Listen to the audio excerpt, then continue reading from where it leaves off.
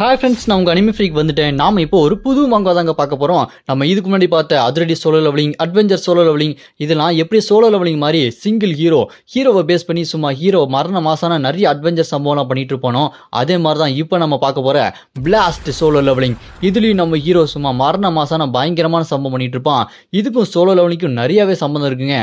Solo லெவலிங்கில் வர மாதிரி system இருக்குது, சோலோ லெவலிங் வர மாதிரி டஞ்சன்ஸ் இருக்குது, சோலோ லெவலிங் வர மாதிரி ஹண்டர்ஸ் இருக்காங்க. அதே மாதிரி ரேங்க்லேருந்து எஸ் ரேங்க் வர ரேங்கிங் சிஸ்டம் இருக்குது. அது மட்டும் இல்லாமல் ஹண்டர்ஸில் காம்பேக்ட் ஹண்டர்ஸ், மெஜிஷியன் ஹண்டர்ஸ்னு சொல்லிட்டு அதே மாதிரி சோலோ லெவலிங் வர மாதிரி நிறைய சம்பவம் இருக்குங்க. இது சோலோ லெவலிங் உங்களுக்கு பிடிக்கும்னா கண்டிப்பாக இதுவும் பிடிக்கும். மிஸ் பண்ணாமல் தொடர்ந்து பாருங்க, இது உங்களுக்கு கண்டிப்பாக பிடிக்கும். மிஸ் பண்ணிடாதீங்க. இது செம்ம ஆக்ஷன், அதுவும் மாங்கா பண்ணல அந்த கிராஃபிக்ஸ் இதெல்லாம் செம்மையாக அவங்க அனிமேஷன் பண்ணியிருக்காங்க.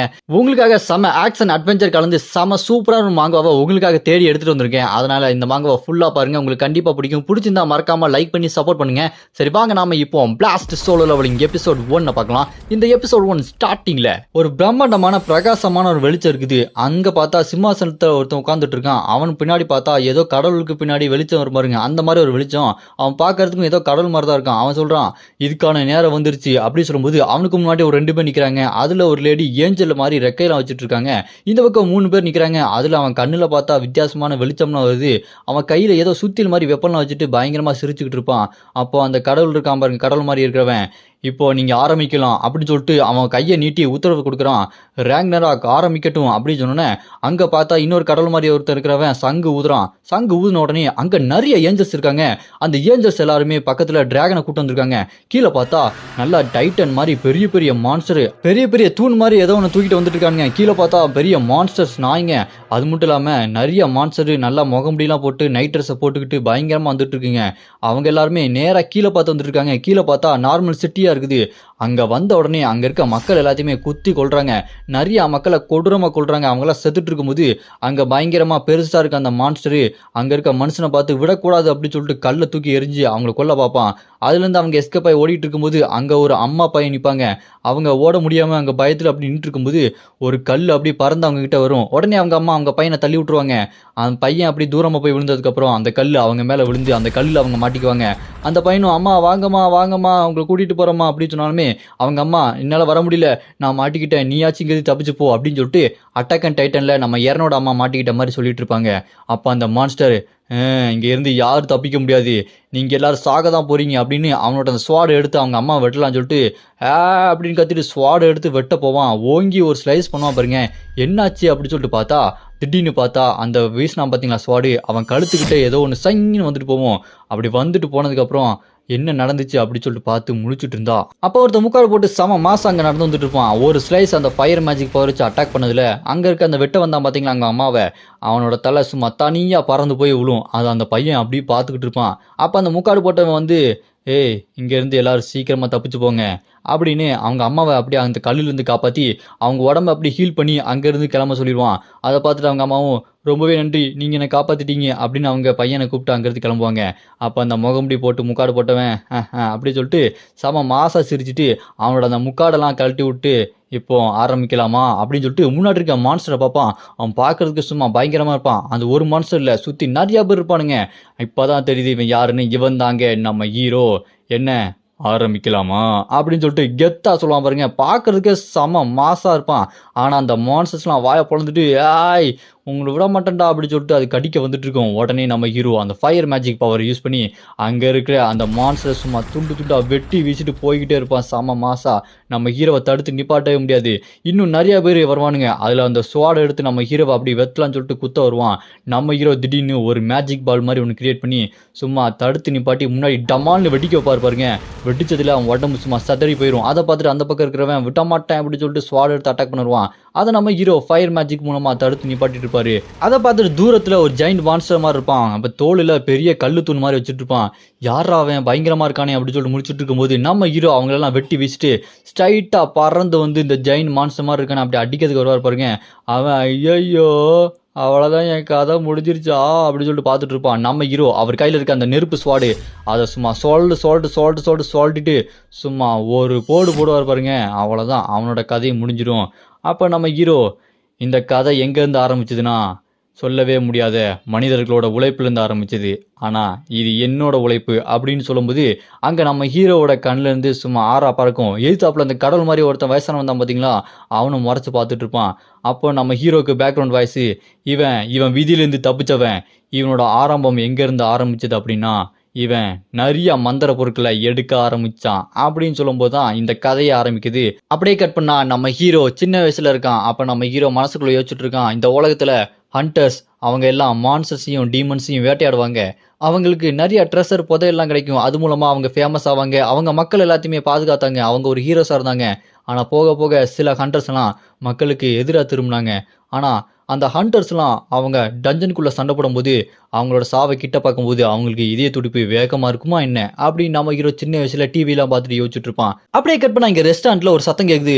"ஏய் என்னடா பைத்தியக்கார பயலே! என்ன பார்த்தா உனக்கு எப்படி தெரியுது? என்ன பார்த்தா என்ன உனக்கு பலிகடா மாரி தெரியுதா? என்ன போய் முன்னாடி போய் நிக்க சொல்ற ஷீல்டு மாரி" அப்படின்னு சொல்லும்போது, இது யார் இப்படி கத்துறான்னு பார்த்தா வேற யாரும் இல்லங்க. நம்ம ஹீரோ தான். நம்ம ஹீரோவோட பேரு சங்கு.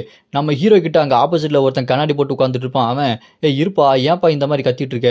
இதுல உனக்கு நெறைய காசு கிடைக்கும். உன்ட்ட காசு இல்லன்னு சொன்னாங்க. அதான் உன்ன கூப்பிட வரேன்" அப்படின்னு சொல்லும்போது, அப்ப நம்ம ஹீரோ மனசுக்குள்ள யோசிச்சுட்டு இருப்பான். இதோ இங்க இருக்கான் பாருங்க கண்ணாடி போட்டவன். இவன் பேரு தான் ஜங் வு மின்னு. இவன் என்ன மாரி கில்லுல இல்லாத சாதா காம்பேக்ட் ஹண்டர்ஸ் எல்லாத்தையுமே தனியா கான்ட்ராக்ட் மூலமா கூட்டு போவான் டஞ்சன் கேட்டுக்கு. அதனால என்னையும் கூப்பிட்டான். சரி வந்து பார்த்தா இந்த மாரி ஒரு ஆபத்தான வேலைய குடுக்க போறானா? நான் முன்னாடி போய் சாகறதுக்காக நிக்கணும். பின்னாடி மெஜிஷியன் அவங்க ஜாலியா சண்டை போட்டுட்டு இருப்பாங்க அப்படின்னு சொல்லும்போது, அங்க இருக்கிற அந்த கண்ணாடி போட்டவன், "ஏய் நீங்க என்னதான் ரேங்க் கொஞ்சம் ஓரளவுக்கு இருந்தாலுமே, நீங்க மார்ஷியல் ஆர்ட்ஸ் கிளாஸ் தானே? நீங்க அப்படி இருக்கும்போது நீங்க முன்னாடி நின்னு தான் சண்டை போடணும். உங்களுக்கு தெரியாதா?" அப்படி சொல்லும்போது, அதை கேட்டு நம்ம ஹீரோவும், "சரி இப்ப என்ன பண்ணணும்? நான் அவங்க முன்னாடி அந்த மெஜிஷியனுக்கு பாதுகாப்பா நிக்கணும். அதானே?" அப்படி சொல்லும்போது, "ஆமாங்க. நீங்க இத பண்ணீங்க அப்படின்னா, உங்களுக்கு நெறைய வேலை தரேன்." அப்படின்னு சொல்லிட்டு அவன் சொல்லிக்கிட்டு இருப்பான். அப்ப நம்ம ஹீரோ இதெல்லாம் யோசிச்சு பார்த்துட்டு இருப்பான். மார்ஷியல் ஆர்ட்ஸ் ஹண்டர்ஸ் அவங்க மெஜிஷியன் ஹண்டர்ஸ்க்கு முன்னாடி அவங்களுக்கு பாதுகாப்பா போணும். ஏன்னா, மெஜிஷியன் உள்ளவங்களுக்கு சண்டை போட தெரியாது. ஆனா, மெஜிஷியன் ஹண்டர்ஸ் தான் ரொம்பவே பவர்ஃபுல்லானவங்க. என்ன மாரி ஒரு மார்ஷியல் ஆர்ட்ஸ் ஹண்டருக்கு எந்த ஒரு இதுவும் கிடையாது. ஆனா 10 வருஷத்துக்கு முன்னாடி இது அப்படியே வேற மாரி இருந்தது.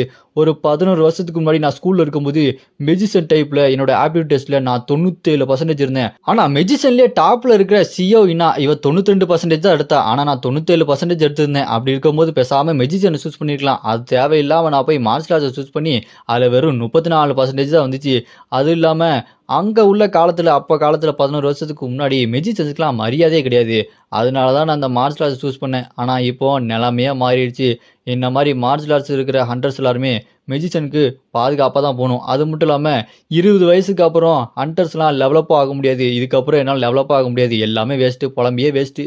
என்ன பண்றது? சரிடா, நீ கூப்பிட்ட மாரியே நான் வரேன் அப்படின்னு சொல்லிட்டு நம்ம ஹீரோ ஒத்துக்குவான். அதை கேட்டு அவன் கண்ணாடி போட்டவனும், சூப்பருங்க ஒத்துக்கிட்டீங்களா? Super, super. நான் உங்களுக்காக நாளைக்கு வெயிட் பண்றேன். காலைல 8 மணிக்கு வந்துருங்க அப்படின்னு சொல்லும்போது, அதை கேட்டு நம்ம ஹீரோ, "டேய் உன்ன மாரி கான்ட்ராக்ட் கூப்பிடுறவன்லாம் பிஸியா இருப்பானடா. அதெல்லாம் ஒண்ணும் பிரச்சனை இல்ல. நான் கரெக்ட்டா அங்க போயிருவேன். நீ பார்க்க வரேன்டா" அப்படின்னு சொல்லும்போது, அதை கேட்டு அந்த கண்ணாடி போட்டவன், "இல்ல, இல்ல. நான் ஒண்ணும் பிஸி இல்ல. உங்கள கண்டிப்பா வந்து பார்க்குறேன்" அப்படின்னு ஒரு மாரி சிரிக்கிறான். அப்படியே கட் பண்ணா இந்த பக்கம் அடுத்த நாள் டஞ்சன் கேட்டுக்கு முன்னாடி எல்லா ஹண்டர்ஸும் ரெடியா இருக்கிறாங்க.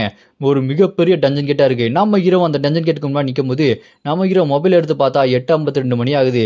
என்ன அவன் காலைல 8 மணிக்கே வரான்னா, இன்னும் வர காணோம். என்னன்னு தெரியல. அவன் சும்மா சொல்லியிருப்பான் போல இருக்குது. ஆனா, இவங்கெல்லாம் பார்க்கறதுக்கு ரொம்ப வித்தியாசமா இருக்கிறாங்க. மெஜிஷியன்ஸ் இவங்க பவர்ஃபுல்லா இருப்பாங்களா? சரி, எது எப்படியோ நம்மளுக்கு ஏதோ ஒரு வேலை கிடைக்குது அப்படின்னு சொல்லிட்டு யோசிக்கும்போது, அப்ப நம்ம ஹீரோவ யாரோ இதுக்கு முன்னாடி, "ஏய் உதவாக்கற முண்டமே" அப்படின்னு நம்ம ஹீரோவ திட்டியிருக்காங்க. அத நம்ம ஹீரோ யோசிச்சு பார்த்துட்டு இருக்கும்போது, அங்க ஒருத்தன் வந்துருக்கான். "டேய் சங்கு, உன்ன பார்த்து எவ்வளோ நாளாச்சு? பார்த்ததுல சந்தோஷம்டா" அப்படின்னு சொல்லும்போது, நம்ம ஹீரோ, "ஏ வா வா வா மிங்கியோ நீயா?" அப்படின்னு சொல்லும்போது, இவன் நம்ம ஹீரோவோட பழைய ஃப்ரெண்டு. அவன் இங்க வந்து, "ஏய் இப்பலாம் வேலையே கிடைக்கிறது இல்லடா.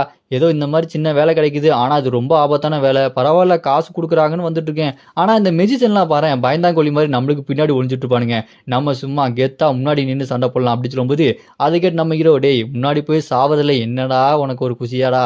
அப்படின்னு சொல்லி நம்ம ஹீரோ மனசுல வச்சுட்டு இருக்கும்போது, அப்ப அந்த மின் கேங் நம்ம ஹீரோ கிட்ட, "ஏய் மச்சி, நம்ம இந்த ரைட முடிச்சதுக்கு அப்புறம் வெளிய போலாம். நீ எனக்கு ட்ரிங்க்ஸ் வாங்கி குடேன். ஏன்னா நான் உனக்கு போன தடவ வாங்கி குடுத்தேன். இந்த தடவ நீ தான் வாங்கி குடுக்கணும்" அப்படின்னு சொல்லும்போது, அதை கேட்டு நம்ம ஹீரோ, "இவன பார்க்காமலே இருந்துக்கலாமோ? மச்சி காசு இல்லடா" அப்படின்னு சொல்லும்போது, அதுக்கு அடுத்த மின்யாங்கும், "சரி, சரி இந்த தடவையே நான் வாங்கி தொலைறேன். ஆனா அடுத்த தடவ நீ தான் வாங்கணும்" அப்படின்னு சொல்லும்போது, அதை கேட்டு நம்ம ஹீரோவும், "சரிடா மச்சான் நீ சூப்பர்டா. உனக்கு நான் கடன் பட்டுருக்கேன்டா" அப்படின்னு சொல்லிட்டு நம்ம ஹீரோ சமாளிச்சுட்டு இருக்கும்போது, அப்ப அந்த இடத்துல ஒருத்தன் வந்து, "ஏய் வாங்க, வாங்க, வாங்க. நம்ம 30 நிமிஷம்க்குள்ள உள்ள போணும். டஞ்சன் கேட்டுக்குள்ள போணும் வாங்க" அப்படின்னு சொல்லிட்டு கூப்பிட்டோனே, சரி, சரி மச்சி வா மச்சி நம்ம உள்ள போலாம்" அப்படின்னு நம்ம ஹீரோ கூட்டு போகும்போது, அப்ப நம்ம ஹீரோ, இந்த டஞ்சன் கேட்டுக்குள்ள போறதுக்கு முன்னாடி அதுல 2 விஷயத்த புரிஞ்சுக்கணும். அதுல விஷயம் டஞ்சன் கேட்டுக்குள்ள போனதுக்கப்புறம் அங்க அன்எக்ஸ்பெக்டடா நிறைய லக்கியான புதையல்லாம் கிடைக்கும். ஆனா அதை கிட்ட போய் எடுக்கும் போது தான் தெரியும் அந்த லக்கு நம்மளுக்கு இருக்கா இல்ல அந்த புதையல் அப்படி மான்ஸ்டர் மாதிரி நம்மளை கடிச்சு முழுங்குதா அப்படின்னு. நிறைய பேருக்கு லக்கு கிடைக்கும். ஆனா எனக்கு என்னைக்கு லக்கு வந்திருக்குது அப்படின்னு நம்ம ஹீரோ மொபைலை பார்த்துட்டு இருக்கும்போது, ஏன் மச்சி என்ன டஞ்சனுக்குள்ள போகும்போது ஆகுனா போனை பார்த்துட்டு இருக்க, உன் லவ்வரா மோட்டிவேஷனா அப்படி சொல்லும்போது, அது கேட்டு நம்ம ஹீரோ லவர்லாம் கிடையாதுப்பா அப்படி சொல்லும்போது தான் தெரியுது. அப்போ நம்ம ஹீரோ மொபைலில் பார்த்தது அவங்க அம்மா. அம்மா நான் அவங்கள அப்புறம் பார்க்குறேன்னு சொல்லிட்டு அவங்க அம்மா ஃபோட்டோ பார்த்துட்டு டஞ்சன் கேட்டுக்குள்ளேயே போவான். அப்படி டஞ்சன் கேட்டுக்குள்ளே போனதுக்கப்புறம் நிறைய ஜாம்பிஸ் மான்ஸ்டர் மாதிரி நிறைய அப்படி சொல்லிட்டு கடிக்கிறது வந்துட்டு இருப்பானுங்க. அப்போ நம்ம ஹீரோ பார்த்து அந்த மெஜிஷியன் இருக்காங்க பாருங்க, அவனுங்க பின்னாடி தான் நிற்பானுங்க. டேய் பாதுகாப்புக்கு வந்தவங்களா சீல்டு மார்ஷல் ஆர்ட்ஸ் முன்னாடி போய் தடுத்து நிப்பாடுங்கடா, அதுங்க எங்ககிட்ட வர வைக்காதீங்க, அதுங்க உங்களுக்கு கடிச்சு தின்னாலும் நீங்கள் செத்தாலும் பரவாயில்ல, நாங்கள் எங்களுக்கு எதுவுமே ஆகக்கூடாது அப்படின்னு சொல்லும்போது அதை கேட்டு நம்ம ஹீரோ அந்த மான்ஸ்டர்ஸ் எல்லாத்தையுமே தடுத்து நிப்பாட்டிட்டு இருப்பாரு. சே என்னடா இது ஒரு மானங்கட்ட படப்பு அப்படி சொல்லிட்டு நம்ம ஹீரோ கடுப்பாயிட்டு இருக்கும்போது அப்போ அங்கே இருக்க மெஜிஸ்டர்ஸ் எல்லாமே அவங்களோட மந்திரத்தை சொல்லி மந்திரத்தை யூஸ் பண்ண ஆரம்பிப்பாங்க. அப்போ அங்கே இருக்கிற ஒரு பொண்ணு, என்னோட நெருப்பு மந்திர பவரே எனிமியை எரித்து தள்ளு அப்படின்னு சொல்லிட்டு அந்த நெருப்பை யூஸ் பண்ணும்போது ஒரு மிகப்பெரிய ஃபயர் பால் மாதிரி வந்து அங்கே இருக்கிற மான்ஸ்டர்ஸ் அப்படி எரிச்சு தள்ளிட்டு இருக்கோம். அவங்கெல்லாம் அப்படி எரிஞ்சு தள்ளிட்டு இருப்பாங்க. அதை பார்த்து நம்ம ஹீரோவும் என்னடா இது அப்படி சொல்லிட்டு பார்த்துட்டு அப்படியே பின்னாடி திரும்பி பார்த்தா இவங்க எல்லாருமே அந்த மெட்டோர் கில்ல சேர்ந்தவங்க தானே. இவங்கெல்லாம் சின்ன பசங்களா இருக்காங்க, ஆனால் ரொம்பவே பவர்ஃபுல்லாக இருக்காங்க. அப்படின்னா நான் இன்னைக்கு இங்கே சாக போகிறது இல்லை அப்படின்னு சொல்லிட்டு நம்ம ஹீரோ உட்காந்துட்டு இருக்கும்போது அங்கே ஹீரோட ஃப்ரெண்டு சிரிச்சுக்கிட்டு, மச்சி இன்னும் பாஸ் ரூம் மட்டும்தான் இருக்குது, ஏதாச்சும் உனக்கு ஒரு புதையல் கிடச்சிருக்கா சிஸ்டத்தை ஓப்பன் பண்ணி பாரு அப்படின்னு சொல்லும்போது இங்கே எல்லா ஹண்டர்ஸ்க்கும் சிஸ்டம் இருக்குது. அந்த சிஸ்டத்தில் நம்ம ஹீரோவும் ஓப்பன் பண்ணி பார்க்கும்போது அப்போ நம்ம ஹீரோட சிஸ்டம் அப்படி கிளிச் ஆகி ஒரு மாதிரி பாயிட்டு இருக்கு.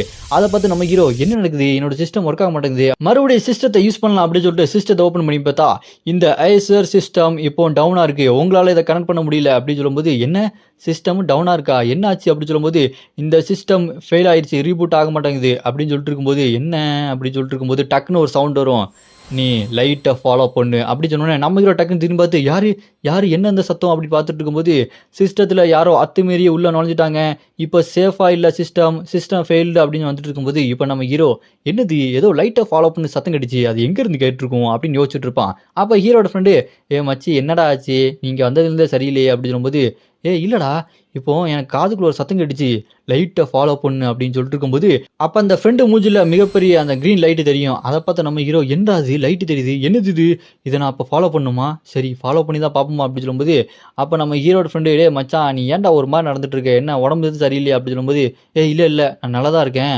நீ கொஞ்ச நேரம் இரு நான் அப்போ போயிட்டு உடனே வந்துடுறேன் அப்படின்னு சொல்லிட்டு நம்ம ஹீரோ அப்படி போகும்போது மச்சி சீக்கிரம் வந்துடுறா கத்துவானுங்கடா அப்படின்னு சொல்லும்போது வந்துடுறேன், இங்கே என்னதான் நடக்குது ஒன்றும் புரியலையே அப்படின்னு நம்ம ஹீரோ அந்த லைட்டை ஃபாலோ பண்ணிகிட்டே போயிட்டு இருப்பான்.